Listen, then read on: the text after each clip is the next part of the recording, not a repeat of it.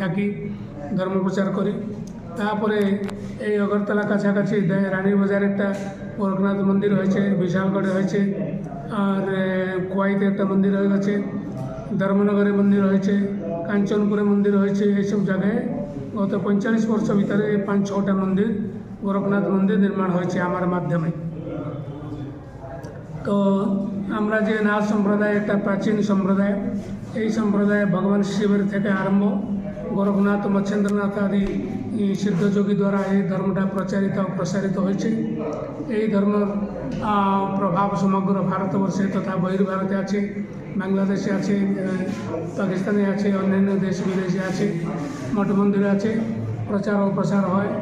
আমাদের বড় বড় মঠ মন্দির আছে, আমাদের 2টা বড় ইউনিভার্সিটি আছে, গোরখপুরে গোরখনাথ ইউনিভার্সিটি, হরিয়ানাতে মস্তনাথ ইউনিভার্সিটি আছে, বাঙ্গালোরে বহুত বড় আশ্রম আছে, 200টা স্কুল কলেজ চলে আমাদের আশ্রম দ্বারা, ইঞ্জিনিয়ারিং কলেজ আছে, মেডিকেল কলেজ আছে, ইত্যাদি ইত্যাদি আছে। এইসব আমরা শিক্ষা ক্ষেত্রে আমাদের যথেষ্ট অবদান আছে। নাথ সম্প্রদায় যেটা নাথ সম্প্রদায়ের যে সিদ্ধ যোগীরা ছিলেন গোরখনাথ, মচ্ছেন্দ্রনাথ, চৌরঙ্গীনাথ, চরপটনাথ আদি, এই সাধুদের অবদান 4 ক্ষেত্রে আছে: সাহিত্য ক্ষেত্রে, আয়ুর্বেদ ক্ষেত্রে, তন্ত্র ক্ষেত্রে আর যোগ ক্ষেত্রে। যোগ, তন্ত্র, আয়ুর্বেদ আর সাহিত্য, এই 4টা হলো নাথ সম্প্রদায়ের অবদান। আমরা এই 4টা জিনিস আমরা প্রচার করি।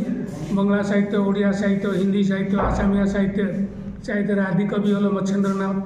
সাহিত্য ক্ষেত্রে নাথ সিদ্ধদের যথেষ্ট অবদান আছে।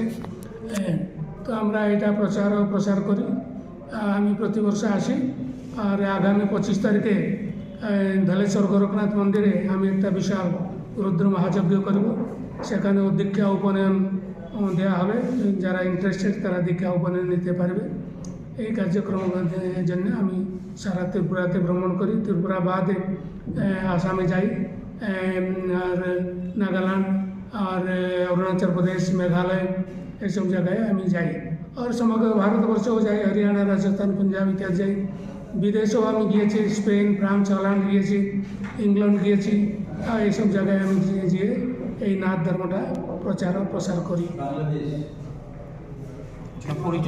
হ্যাঁ, আমার পরিচয়, আমার নাম হলো মহন্ত স্বামী শিবনাথজি মহারাজ।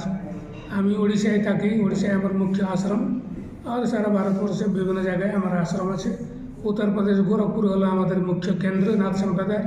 যোগী আদিত্যনাথজি সেখানে মঠাধীশ আছেন, আর উত্তরপ্রদেশের মুখ্যমন্ত্রী আছেন, সে আমার গুরু ভাই লাগে।